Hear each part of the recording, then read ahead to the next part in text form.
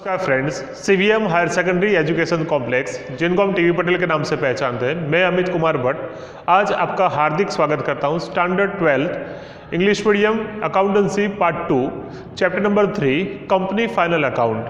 Friends, हमने company final account के बारे में लास्ट वीडियो में सीखा था कि किस प्रकार से हम फाइनल अकाउंट प्रिपेयर करते थे। बैकग्राउंड में हमने ऐसा कहा था कि जब भी सोल प्रोप्राइटरशिप के हम अकाउंट बनाते थे तब हमने trading account, profit and loss account और बैलेंस शीट हमने प्रिपेयर की थी। उसके बाद हमने पार्ट 1 के अंदर जो सीखा वो पार्टनरशिप के फाइनल अकाउंट थे। उसके अंदर ट्रेडिंग अकाउंट, उसके बाद profit and loss account, additional जो प्रिपेयर किया वो profit and loss appropriation account और साथ में पार्टनर्स के capital related partners capital account और बैलेंस शीट हमने प्रिपेयर की थी। अब पार्ट 2 जो हम सीख रहे हैं उसके अंदर कंपनी के जो फाइनल अकाउंट थे उसके बारे में हम सीख रहे थे और लास्ट टाइम हमने जो उसका फॉर्मेट था उस फॉर्मेट को हमने सीखा था। आज उसी फॉर्मेट को एक बार याद करते हुए उसके अंदर कौन कौन सी एंट्री वहां पर आती है और किस प्रकार से बोर्ड की एग्जाम में इसका एग्जाम पूछा जाएगा तो हम किस प्रकार से उसको सॉल्व करेंगे वो आज हम सीखने वाले हैं। तो आज का जो पहला वीडियो है हमारा वो है इक्विटी एंड लायबिलिटी साइड पर किस प्रकार से एंट्री को हम सॉल्व करते हैं और उसका फॉर्मेट किस प्रकार था वो लास्ट टाइम जो सिखाया था, फिर भी आज एक बार उसको रिवीजन के तौर पर हम सीख लेते हैं। तो फ्रेंड्स, मैंने यहाँ पर पहले से ही इक्विटी एंड लायबिलिटी साइड का जो फॉर्मेट था वो मैंने प्रिपेयर करके रख दिया है। उसको आपको याद करने के लिए कहा था। उस टाइम पर मैंने आपको पेज नंबर भी दिया था कि आप उसको देखना और उसको 2, 3, 4 बार आपकी नोटबुक के अंदर लिखकर उस फॉर्मेट को आपको याद कर देना, क्योंकि ये कंपनी का फाइनल अकाउंट हम पहली बार प्रिपेयर कर रहे हैं, इसीलिए ये बातें हमारे दिमाग में नहीं होगी। इसलिए इसको 3-4 बार लिखोगे तो वो वर्ड हमारे आसपास रहेंगे तो अच्छी तरह से उसकी एंट्री हम कर पाएंगे। तो स्टार्ट करते हैं। हमारी जो बैलेंस शीट का जो फॉर्मेट है वो इस प्रकार का है, इक्विटी एंड लायबिलिटीज, है ना। हमारे 2 साइड होती है, वो भी मैंने सिखाया था कि इक्विटी एंड लायबिलिटी साइड जो हम बनाते हुए साथ साथ में कंटिन्यू करते हैं, लेकिन मैंने बोर्ड की दूसरे पोर्शन में वो दूसरी साइड लिखी थी। यहाँ पर दोनों साइड का टोटल जब इक्वल होता है सभी एंट्री को लिखने के बाद तो हम ऐसा कहते हैं कि हमने अकाउंट बनाए थे, हम ऐसा बता सकते हैं। तो इक्विटी एंड लायबिलिटीज जो साइड है उसके अंदर हमने सीखा था शेयर होल्डर्स फंड, उसके अंदर 2 एंट्री, एक तो शेयर कैपिटल और रिजर्व एंड सरप्लस। फ्रेंड्स, मैंने ऐसा भी कहा था उस टाइम पर कि ये जो एंट्री था उसका वो टाइटल है, उस टाइटल के अंदर कौन कौन सी एंट्री आएगी वो भी मैंने आपको पेज नंबर दे रखे थे।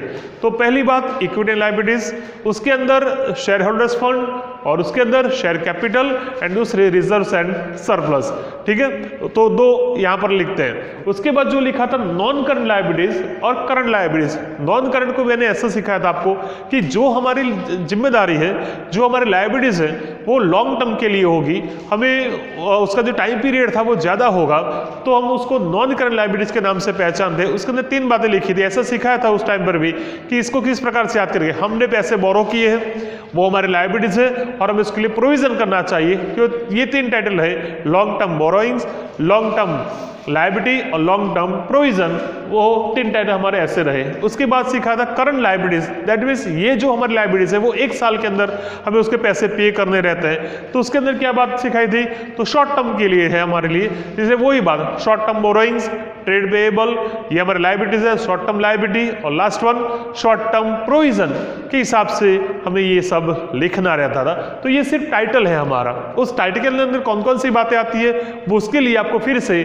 डिटेल में दी गई एंट्री आपको सीखनी पड़ेगी। तो हमारे पास जितना भी टाइम है उस हिसाब से आप उस एंट्री को घर पे बैठ के अच्छी तरह से पढ़ना और उसको अच्छी तरह से सॉल्यूशन करने के लिए अच्छा एक प्रयास करना।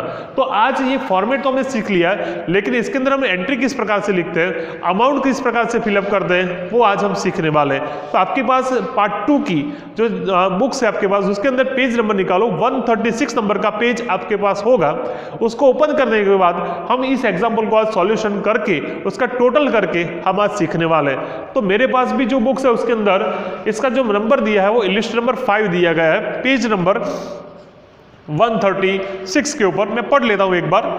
Following balances are extracted from books of Shaan limited on 31 March 2017। यानी यहां पर जो बैलेंसेस दी गई है वो 31 मार्च 2017 की दे रखी है हमारे पास। Then after from this balances, यानी ये जो बैलेंसेस हमें दी गई उससे prepare statement indicating equity and liabilities of balance sheet as per Schedule 3 of Companies Act 2013। पहले भी सिखाया था कि ये जो फॉर्मेट है हमारा वो कंपनी का जो एक्ट है 2013 के शेड्यूल नंबर 3 के हिसाब से हम प्रिपेयर कर रहे हैं, इसीलिए हमारी जो बैलेंस शीट है उसके अंदर एक ही फॉर्मेट दिया गया इक्विटी एंड लायबिलिटी साइड का, उसके हमें इस प्रकार से सॉल्यूशन करना है। तो आपके पास ये टाइटल पढ़ने के बाद हमें यहाँ पर 6-7 एंट्री दे रखी है, आपको याद करना है फ्रेंड्स। यहाँ पर एंट्री तो दे रखी है लेकिन हमें ये पता होना चाहिए कि ये एंट्री कौन से अकाउंट में हम लिखने वाले हैं, ठीक है। तो आपको भी क्या काम करना है कि इस एग्जाम्पल के साथ इस प्रकार का आपको फॉर्मेट ड्रॉ कर देना है। तो मैंने यहाँ पर बैलेंस शीट की इक्विटी एंड लायबिलिटी साइड के जो भी टाइटल जो भी बात की डिस्कशन किया उस हिसाब से मैंने यहाँ पर लिख रखे थे।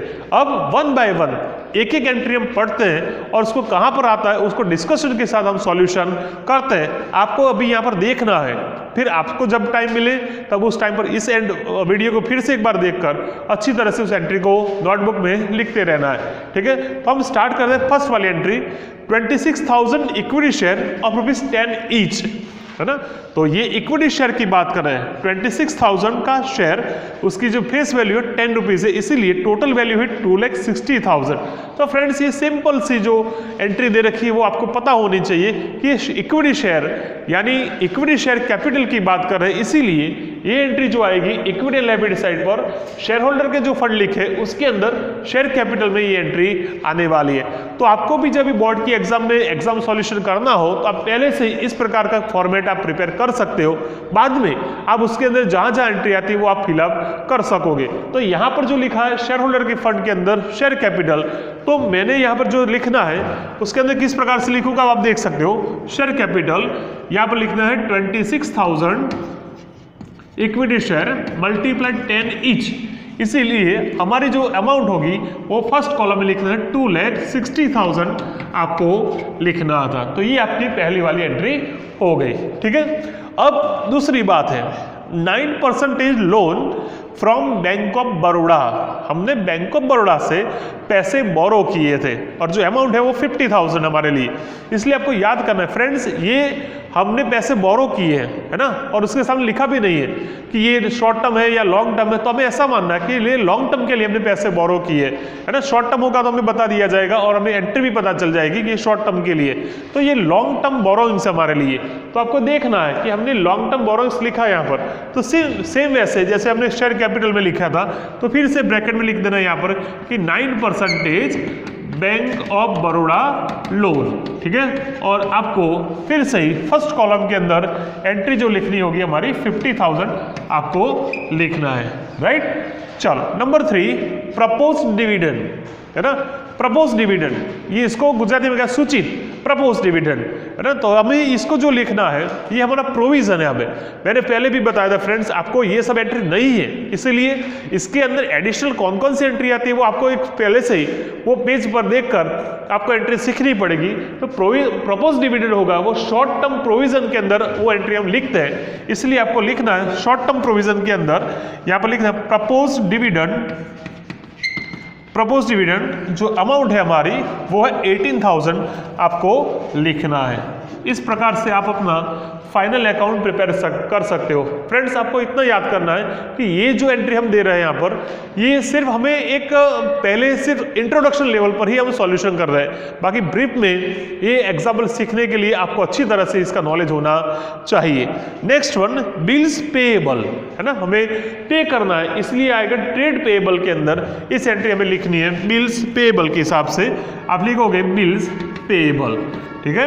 मेरे पास जगह शॉर्ट है इसलिए मैं शॉर्ट में लिख रहा हूं, आपको नोटबुक में अच्छी तरह से इसको सॉल्यूशन करना है 10,000। उसके बाद आपके पास आएगी सरप्लस एज पर statement of profit and loss, यानी हमारा जो प्रॉफिट एंड लॉस हुआ था जो हमने स्टेटमेंट प्रिपेयर किया था उसमें सरप्लस हुआ, उसकी एंट्री है 50,000, ये होगी हमारी रिजर्व्स एंड सरप्लस। फ्रेंड्स मैं आपको कॉन्फिडेंसली इसलिए बता रहा हूं कि ये सभी एंट्री आपके पास जो स्टेटमेंट दिया गया है उसके साथ साथ में ये सभी एंट्री आपको वहां पर दे रखी है, इसलिए आपको अच्छी तरह से वो पढ़ना पड़ेगा। तो रिजर्व्स एंड सरप्लस में लिखना है आपको स्टेटमेंट के हिसाब से सरप्लस जो हुआ वो आपको लिखना है प्रॉफिट एंड लॉस का, और एंट्री हमारी होगी 50,000, राइट। ओके, प्रोविडेंट फंड आपको याद होगा कि provident fund is our liabilities, और प्रोविडेंट फंड ये लॉन्ग टर्म के लिए होता है, इसलिए लॉन्ग टर्म प्रोविजन में इसकी एंट्री करेंगे 70,000। आप देख सकते हो लॉन्ग टर्म प्रोविजन में लिखना है प्रोविडेंट फंड और अमाउंट है हमारी 70,000, 70,000। नेक्स्ट वन, अब जो बात आ रही है हमारी बैंक ओवरड्राफ्ट। हमने बैंक बैलेंस और बैंक ओवरड्राफ्ट का डिफरेंस हमें पता है। बैंक में से हमने विड्रॉ किए पैसे ओवरड्राफ्ट के हिसाब से, तो शॉर्ट टर्म बोरोइंग्स के अंदर हमें लिखना था बैंक ओवरड्राफ्ट और अमाउंट होगी हमारी 17,000, राइट। और इस एग्जांपल की लास्ट एंट्री आउटस्टैंडिंग सैलरी, वो हमारी होगी अदर करंट लायबिलिटीज के लिए। आपको लिखना है अमाउंट होगी हमारी 30,000, उसको लिखना आउटस्टैंडिंग सैलरी, पैसे में पे बाकी है सैलरी। आप समझ सकते हैं लॉन्ग टर्म के लिए नहीं हो सकती, शॉर्ट टर्म के लिए पे करना है।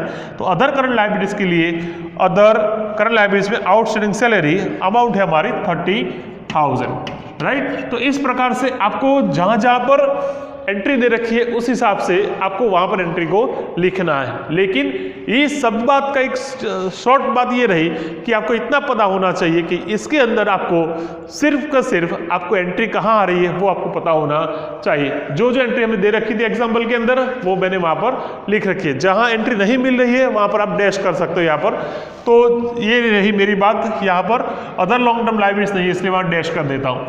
फ्रेंड्स ये जो लिखा है टोटल, यहाँ पर सेकंड कॉलम में लिखते थे 60 + 50 यानी 3,10,000 हम यहाँ पर लिखेंगे, राइट। यहाँ पर 1,20,000 हम यहाँ पर लिखेंगे। और नेक्स्ट जो हमारा वो टोटल ले रहा हूँ डायरेक्ट से 75,000 इसका टोटल हो रहा है हमारा, ठीक है। अब तीनों का हम टोटल करके लिख सकते हैं यहाँ पर 5,05,000 लिख सकते हैं। तो एक साइड जो हमारी हुई, और इस एग्जांपल में सिर्फ हमें इक्विटी एंड लायबिलिटी साइड की बात कर रहे हैं, इसीलिए हमारे पास जो हुआ लायबिलिटी साइड का 5,05,000 टोटल हम यहाँ पर लिख सकते हैं। तो आज जो सीखा वो क्या था, तो इक्विटी एंड लायबिलिटी साइड पर जो एंट्री हमें दे रखी थी उस हिसाब से किस प्रकार से इसको लिखकर हम टोटल करके 5,05,000 लिख सकते हैं, वो हमने यहाँ पर सीखा था। तो आपका होमवर्क कितना रहा कि टेक्स्ट बुक में इलस्ट्रेशन 1, 2, 3, 4 और 5, ठीक है, ये सभी example equity and liability side के थे। इसके अंदर आपको किस प्रकार से लिखना था वो टेक्स्ट बुक में ऑलरेडी दे रखा है, उसको देखना, अच्छी तरह से याद करना और एंट्री को याद करके इसको नोटबुक में लिख कर उसको अच्छी तरह से अपने मार्क्स को हम स्कोर कर पाए, ऐसा आपको प्रयत्न करना है। किसी भी परेशानी हो तो आप इसका सॉल्यूशन मेरे से ले सकते हो। Thank you all.